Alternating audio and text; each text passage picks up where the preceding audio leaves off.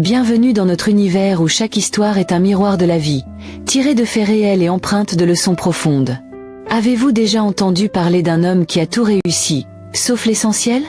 Peut-on vraiment posséder le monde et perdre ce qui compte le plus?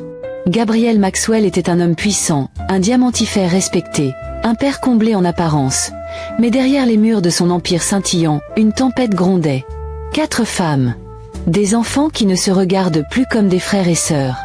Une fortune immense, mais un poison lent qui s'infiltre dans les cœurs. Trahison, jalousie, manipulation, soif de pouvoir. Et puis, un événement brutal. Un coup du destin qui bouleversera tout.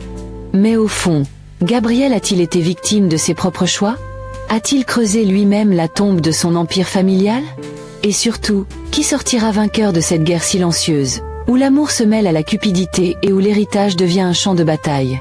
Installez-vous bien, car l'histoire d'aujourd'hui vous tiendra en haleine jusqu'à la dernière seconde. Et surtout, n'oubliez pas de liker et de vous abonner pour ne rien manquer des vérités que nous dévoilons ici. Dans l'univers fascinant et scintillant des pierres précieuses, nul nom n'évoque plus de prestige que celui de Gabriel Maxwell, le puissant diamantifère. Fils d'un magnate de l'immobilier et héritier d'un patrimoine opulent, Gabriel n'a pas seulement bâti sa fortune sur l'héritage familial, mais sur une ambition féroce et une intelligence redoutable. À seulement 38 ans, il est déjà une légende vivante dans le commerce des diamants, naviguant avec aisance entre les grandes places mondiales d'Anvers, Dubaï et Johannesburg. Gabriel est bien plus qu'un simple marchand. Il est un stratège, un visionnaire. Chaque pierre qui passe entre ses mains, brute ou taillée, trouve une destinée unique, transformée en un joyau d'une rare perfection. Sa réussite ne repose pas uniquement sur la richesse matérielle, mais sur une réputation d'excellence, d'intégrité et d'un flair inné pour repérer des trésors enfouis là où d'autres ne voient que de simples cailloux.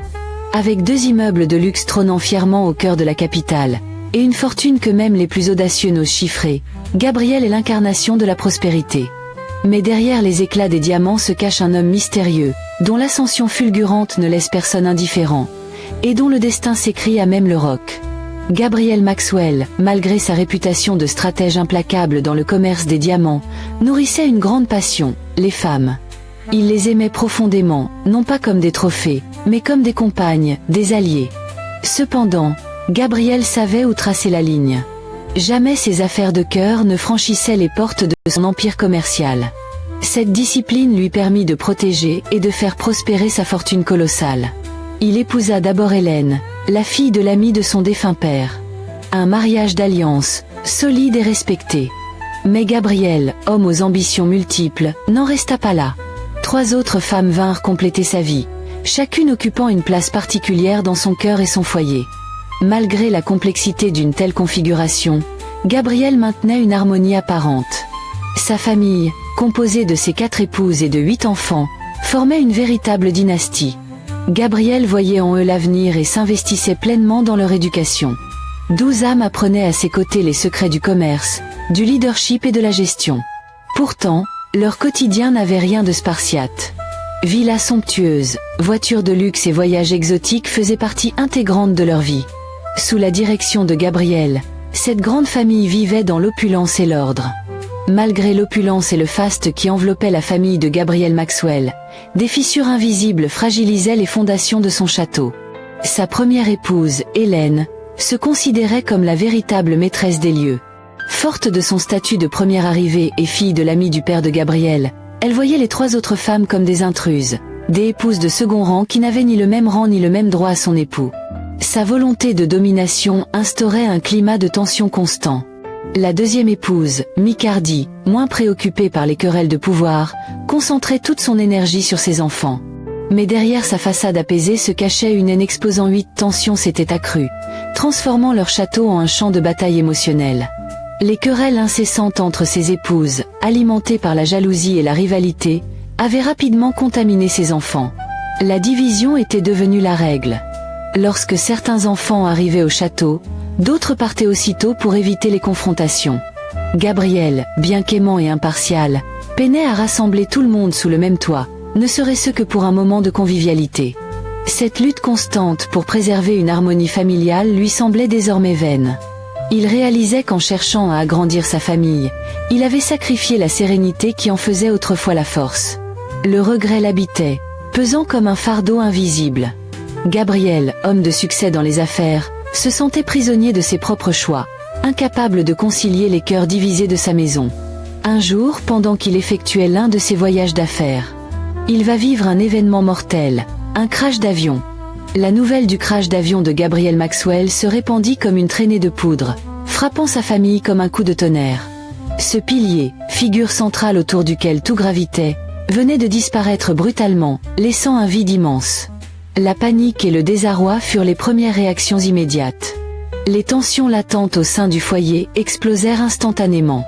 Les épouses, déjà rivales, se retrouvèrent dans une lutte ouverte pour la gestion de l'héritage. Hélène, la première épouse, revendiqua immédiatement son droit de primauté en tant que veuve légitime, déclenchant des affrontements avec les trois autres, qui refusèrent de se voir relégués au second plan. Les enfants, quant à eux, furent pris dans le tourbillon de cette discorde. Chaque clan familial se referma sur lui-même, revendiquant des parts de l'héritage et cherchant à asseoir son influence. Les plus âgés tentèrent de prendre les rênes de l'empire de leur père, mais les querelles incessantes paralysèrent toute tentative de collaboration. En l'absence de Gabriel pour apaiser les tensions, le château devint un champ de bataille juridique et émotionnel. Les avocats furent appelés à la rescousse, mais la famille, déjà fragilisée, semblait s'enfoncer dans un chaos irréversible. Le crash n'avait pas seulement emporté Gabriel, mais également l'équilibre fragile de son héritage familial. La date de la lecture du testament était fixée, 2 mois après les funérailles de Gabriel Maxwell. Ce délai ne calma pas les tensions au sein de la famille. Bien au contraire, il alimenta un climat de manœuvre et de rivalité acharnée. Chaque épouse, à sa manière, cherchait à influencer le notaire en charge de la succession. Hélène, la première épouse, déployait tout son charme et usait de son expérience pour tenter de séduire l'homme de loi. Micardy et Destinity, plus calculatrices, s'adonnèrent à des pratiques occultes, espérant contrôler l'esprit du notaire pour obtenir une part plus grande de l'héritage. Les visites incessantes au bureau du notaire devinrent une routine pour elle, ponctuée de flatteries, de pressions et de sous-entendus. Au milieu de ce tumulte, Amaï, la plus jeune épouse, restait enfermée dans son deuil. Elle pleurait jour et nuit la perte de Gabriel, ignorant les intrigues qui se tramaient autour d'elle. Son chagrin sincère toucha profondément le notaire, qui se mit à ressentir une admiration croissante pour cette jeune et belle femme différente des autres. Le comportement d'Amaï éveilla un sentiment qu'il n'aurait jamais cru possible, l'amour. Le notaire, trahissant son devoir d'impartialité, se laissa émouvoir par cette jeune femme qui ne voyait en Gabriel ni richesse ni statut, mais un amour pur et exclusif. Cependant, Gabriel, même dans la mort, avait su anticiper les conflits. Son testament, soigneusement rédigé, accordait à Amaï la moitié de sa richesse, reconnaissant l'amour inconditionnel qu'elle lui portait et protégeant l'avenir de ses enfants. Cette décision, scellée par la volonté du défunt, promettait de déclencher un nouveau cataclysme au sein de la famille, une fois le testament dévoilé. Après les funérailles grandioses de Gabriel Maxwell, empreintes de larmes et de tensions voilées, vint le moment tant redouté, la lecture de son testament.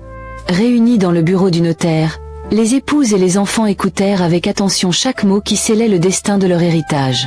Chacun reçut une part équitable selon les volontés de Gabriel, mais l'annonce la plus surprenante fut celle concernant Amaï, la plus jeune épouse. La moitié de la richesse du défunt lui était accordée, à elle et à ses enfants. La lecture du testament de Gabriel Maxwell, censée clore les querelles, eut l'effet inverse. Lorsque le notaire annonça que la moitié de la richesse revenait à Amaï, la plus jeune épouse, un silence glacial tomba, rapidement suivi par des protestations furieuses. Hélène, Micardy et Destinity, outrés, accusèrent le notaire de falsification. Selon elle, cet arrangement était un coup monté, orchestré par Amaï avec la complicité du juriste. Les accusations fusèrent, alimentant une guerre juridique sans précédent. Hélène, la première épouse, revendiqua que Gabriel n'aurait jamais pu privilégier autant Amaï, au détriment des autres. Micardy et Destinity suivirent, déposant des plaintes pour contrefaçon et appelant des experts pour examiner l'authenticité du testament. Le conflit devint si intense que les avocats furent mobilisés en masse. Les médias locaux s'emparèrent de l'affaire, amplifiant les tensions au sein de la famille. Les enfants, déjà divisés, furent poussés à choisir leur camp, intensifiant les hostilités. Pour Amaï, la pression était insoutenable. La jalousie et les accusations transformèrent sa vie en un véritable enfer. Le notaire, malgré son statut d'homme de loi, fut également attaqué de toutes parts, sa réputation remise en question. Ce testament, censé être le dernier mot de Gabriel, devenait le déclencheur d'un chaos irréparable. Les experts, sollicités pour examiner le testament de Gabriel Maxwell, furent unanimes. Le document était authentique. Chaque signature, chaque clause portait la marque indéniable du défunt. Mais cette vérité, loin d'apaiser les tensions, alimenta encore davantage les rancœurs. Les 3 premières épouses, refusant de se plier au verdict, poursuivirent leur bataille juridique. Elles accusèrent le notaire de favoritisme et soupçonnèrent des pressions exercées sur Gabriel avant sa mort. La guerre juridique s'intensifia, les tribunaux devenant le nouveau théâtre de leur discorde. Pendant ce temps, la situation à la maison atteignit un point critique. Les rivalités entre épouses se transformèrent en affrontements ouverts. Chacune cherchait à discréditer les autres, attisant les divisions entre leurs enfants respectifs. Ces derniers, influencés par leur mère, se lançaient à leur tour dans une guerre fratricide. Le château de Gabriel, autrefois symbole de puissance et d'unité familiale, était devenu un lieu de chaos et de ressentiment. Au milieu de cette tourmente, Amaï fut convoqué par le notaire.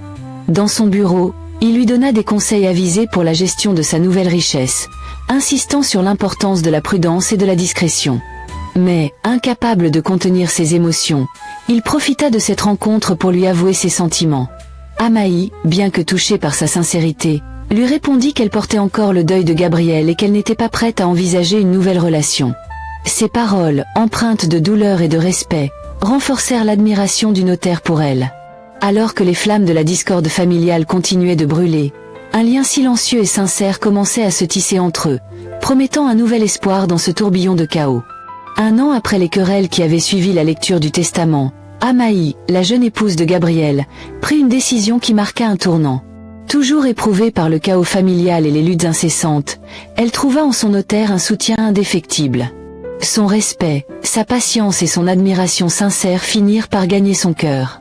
Le notaire, conscient des défis entourant la gestion de l'héritage, proposa une solution pragmatique. Il confia la gestion de la fortune d'Amaï à un cabinet juridique renommé, garantissant une administration professionnelle et impartiale des biens. Ce geste permit à Amaï de se détacher des intrigues et des responsabilités pesantes qui l'avaient enfermée dans un cercle de conflits. Peu après, Amaï accepta de se marier avec lui. Ce mariage fut discret, loin des regards indiscrets et des jalousies persistantes. Ensemble, ils décidèrent de quitter le pays, s'installant dans une destination inconnue de tous. Dans cet exil volontaire, ils trouvèrent enfin la paix qu'ils cherchaient. Amaï put se reconstruire, loin des tensions familiales, tandis que son nouveau mari l'aidait à reprendre goût à la vie. Ce départ symbolisa pour elle un nouveau chapitre, loin des ombres du passé, avec un homme qui avait su voir en elle bien plus qu'un héritage. La guerre entre les 3 épouses de Gabriel Maxwell, déjà marquée par les tensions, prit une tournure inimaginable. Ce qui avait commencé par des rivalités sur l'héritage se transforma en une série de complots sinistres. Les 3 femmes, prêtes à tout pour écraser les autres, se lancèrent dans des manœuvres de plus en plus violentes. 2 épouses, Hélène et Micardy, moururent dans des circonstances mystérieuses, leur décès semblant d'abord accidentel. Mais des rumeurs persistantes suggéraient qu'elles avaient été victimes de tentatives d'assassinat orchestrées par l'une des leurs, dans un cadre de vengeance et de soif de pouvoir. Les enfants, pris dans ce tourbillon de haine, se déchirèrent aussi. Leurs liens familiaux se brisèrent, remplacés par la lutte pour la domination de l'empire de Gabriel. Des nuits sans fin passées dans les casinos et lors de soirées enivrées de drogue et d'alcool engloutirent leur fortune. La jeunesse déchue, en quête de distractions effrénées, dilapida tout l'héritage amassé pendant des décennies. Les enquêtes révéleraient bientôt la terrible vérité. L'une des épouses, poussée par la jalousie et la rage, était responsable des meurtres, un complot qu'elle aurait mené avec une froide détermination. Elle fut condamnée à la prison à vie, sans aucune chance de sortir. Le règne de Gabriel, autrefois florissant, s'effondra. Les enfants, incapables de gérer l'héritage, moururent dans des circonstances tragiques, victimes de leurs excès. Parmi les 3 survivants, l'un sombra dans la dépression tandis qu'un autre se transforma en un drogué de grand chemin. La plus jeune épouse, pourtant, échappa à ce naufrage. Elle, ayant trouvé la paix et la stabilité avec ses enfants, sortit victorieuse de cette tragédie familiale. Mais à qui la faute? À l'avidité, aux rancunes et à la soif de pouvoir qui avaient rongé cette famille de l'intérieur. La richesse matérielle peut bâtir des palais, mais seule l'harmonie construit un véritable empire. Gabriel Maxwell avait tout, l'argent, le pouvoir, une descendance nombreuse. Mais il a oublié une chose essentielle, l'unité. Il pensait que sa fortune suffirait à maintenir l'ordre dans sa famille, mais il n'a pas vu que les fissures invisibles étaient plus dangereuses que les tempêtes extérieures. L'argent peut acheter le luxe, mais pas l'amour sincère. Il peut rassembler des personnes sous un même toit, mais pas les unir dans un même cœur. Quand les fondations sont fragiles, même un château en or peut s'effondrer. La véritable richesse, c'est l'amour, la paix et la transmission de valeurs solides. Un héritage ne se mesure pas seulement en biens matériels, mais en sagesse, en harmonie et en héritage spirituel. Et nous? Comment construisons-nous notre héritage aujourd'hui? Bâtissons-nous un empire qui durera ou une forteresse prête à s'écrouler? Si l'héritage que nous laissons derrière nous y devient une source de conflit et de haine entre ceux que nous aimons, alors nous avons échoué dans ce qui compte vraiment. La véritable réussite ne se mesure pas seulement en richesse matérielle, mais en paix, en amour et en valeurs solides transmises à ta descendance. Car une fortune qui divise est une richesse mal bâtie, et un héritage sans harmonie est une malédiction bien déguisée.